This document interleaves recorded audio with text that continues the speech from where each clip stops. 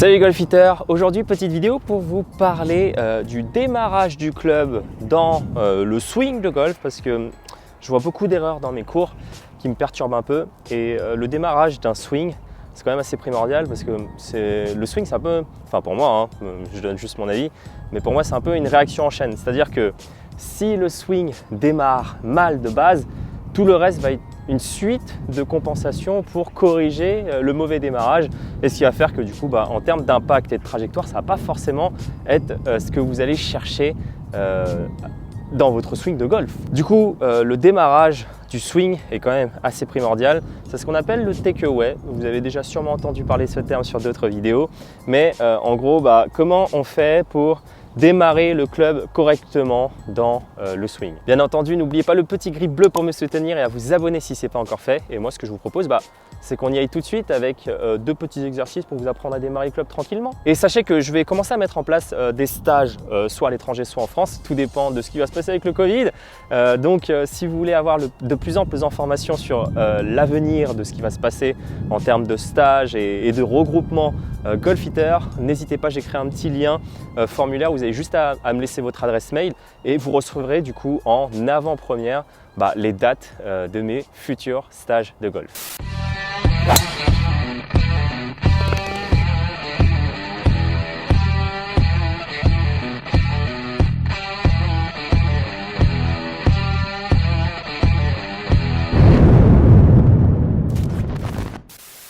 Alors du coup au niveau du démarrage du club, les deux erreurs que je vois le plus fréquemment quand quelqu'un se met à l'adresse et qui commence à démarrer son swing, la première erreur que je vois le plus fréquemment c'est les mains qui viennent complètement s'enrouler à l'intérieur, ce qui fait que vous ouvrez mécaniquement la face de club à ce moment-là. Et quand vous êtes à l'intérieur dans ce plan-là, vous tournez, vous continuez à tourner. Alors soit du coup vous avez du mal à tourner, vous vous retrouvez très bloqué, soit on commence à beaucoup tourner, on se retrouve avec un club qui vient un peu n'importe où dans le backswing. Et ce qui va faire que pour la phase retour, si on est mal positionné dans le backswing, ça va être compliqué de venir taper la balle correctement. Deuxième erreur que je vois, au-delà des poignets qui s'enroulent tout de suite à l'intérieur, la deuxième erreur la plus récurrente que je vois, c'est une volonté en fait de tourner avec ce haut du corps et cette épaule gauche qui vient complètement dans ce sens-là, ce qui fait que le club vient complètement à l'intérieur du plan.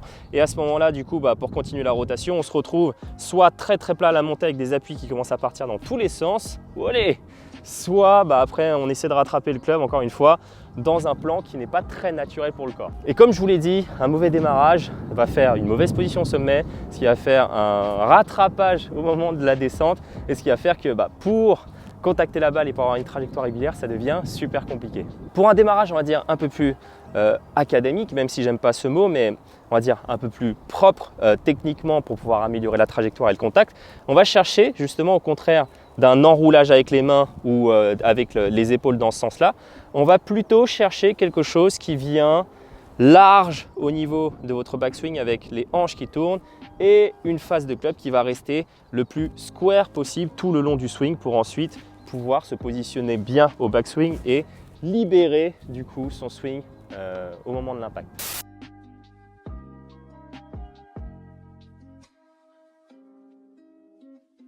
Et pour ressentir un bon démarrage, je vous propose l'exercice suivant. Vous avez juste à prendre deux clubs de golf, vous prenez deux clubs, vous les prenez par la tête de club. Et ce qu'on va chercher à faire quand on a les deux clubs dans ce sens-là, pour avoir un bon démarrage, ce que je vais vous demander, c'est chercher à garder ces clubs le plus longtemps possible parallèles au sol pour ensuite les emmener en haut. Du coup, ce qu'on veut voir de derrière, c'est des clubs qui viennent se positionner de façon parallèle à la demi-montée et ensuite on peut continuer sa rotation. Ce qui va faire que vous allez avoir un backswing avec un plan qui va être beaucoup plus propre. Ce qu'on ne veut surtout pas voir, bien entendu, que si vous démarrez avec les mains, on va se retrouver avec des clubs qui viennent se positionner n'importe comment, ou alors avec les épaules, on vient carrément du coup croiser les clubs ici. Là, vous voyez, si je viens armer directement avec mes poignets, mon club, mes clubs viennent se croiser. Nous, on veut vraiment chercher cette parallèle tout le long et ensuite pouvoir continuer le backswing. Très bon exercice pour sentir justement le takeaway avec les hanches qui démarrent et vous voyez que c'est mes bras qui suivent le reste et surtout pas une action prépondérante des poignets ou du haut du corps qui vient tourner volontairement vers l'intérieur. Vous pouvez même rajouter un autre club derrière votre balle. Si je mets mon club ici, au niveau de ma caméra. Hop, j'essaie de bien me positionner. Tac, tac, ok. Ce que je vais chercher vraiment, c'est le club derrière. Si je suis en position, je vais chercher à longer le club le plus longtemps possible avec mes clubs parallèles. Ok, là, j'ai un bon démarrage en bloc dans l'ensemble et après, je peux continuer ma rotation. Dès que vous l'avez fait, vous pouvez prendre votre club. Ok, on peut se mettre à deux mains. Et ce qu'on va rechercher, la même sensation, les clubs parallèles, si je suis là, ok, ça me va.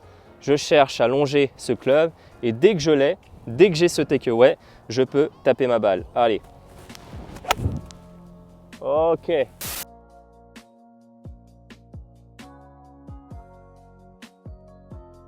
Deuxième exercice que j'avais envie de vous proposer du coup, c'est le soutien uniquement avec la main gauche. Si vous avez le club qui est soutenu uniquement avec la main gauche, vous allez voir que avec le poids de la tête de club, ça va être beaucoup plus compliqué de rentrer tout de suite à l'intérieur. Et ce qu'on veut avec ce club qui est posé au sol, ça va être tac, on prend le club uniquement de la main gauche, on soutient la main droite, on la pose justement au niveau du coude de la main gauche. Et là, ce qu'on va juste faire, c'est chercher à tourner avec le bas du corps et chercher justement quelque chose de large qui vienne longer le club au sol. Et vous voyez que là, je suis en bonne position pour mon takeaway. Et là, tout ce que j'ai à faire, c'est de rajouter la main droite. Et là, je suis bon et je peux continuer ma rotation. Vous allez voir qu'en soutenant le club uniquement de la main gauche, ça va être super compliqué en fait de faire ça. Certains n'auront même pas la force physique au niveau des avant-bras et des poignets pour pouvoir twister la face de ce côté-là. Donc bon signe justement vu qu'on veut supprimer ça. Et également si on a la ligne qui est là, on va sûrement pas tourner vers l'intérieur dans ce sens-là parce qu'on se retrouve du coup avec un club qui vient complètement à l'intérieur du plan. Donc vous mettez à l'adresse, hop, on soutient le bras gauche avec la main droite ici, on vient tourner avec le bas du corps et le haut qui suit. À ce moment-là, on a une face de club qui est en direction du club que j'ai posé au sol. Dès que je suis dans cette position-là, je peux ajouter ma main droite, ok, et je peux continuer ma rotation. Et à ce moment-là, je suis bien pour taper ma balle. Vraiment très important ce takeaway. Je préfère 100 fois que vous exagériez cette sensation, un peu à la Jim Furyk où on est vraiment sur quelque chose de très extérieur limite, ou à la Matthew Wolff où on cherche vraiment quelque chose par là parce que ça va nous permettre en fait ensuite de remettre le club dans le bon plan dans la phase retour, alors que quelqu'un qui tourne mal vers l'intérieur avec des épaules qui se placent mal dans le backswing, s'il se retrouve très plat, ça va être super compliqué pour lui de retrouver un plan. Et généralement quelqu'un qui va être très à l'intérieur ici va compenser en faisant un énorme par-dessus, alors que quelqu'un qui vient chercher par là, naturellement il va avoir tendance beaucoup plus à ramener le club dans le bon plan dans la phase retour.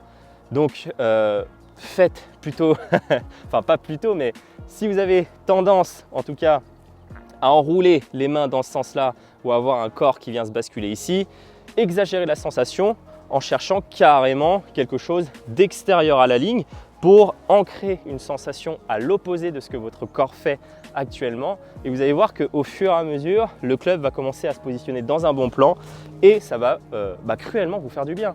Comme je vous ai dit au début de la vidéo, le démarrage est quelque chose quand même de primordial parce que tout le reste va s'imbriquer autour de ce démarrage et ça risque de créer des compensations. Donc si vous avez un bon démarrage, le reste de votre swing risque normalement de bien se passer. C'est pas un risque, mais voilà, il va bien se passer quoi. Donc je fais un petit récap, on revoit les deux exercices.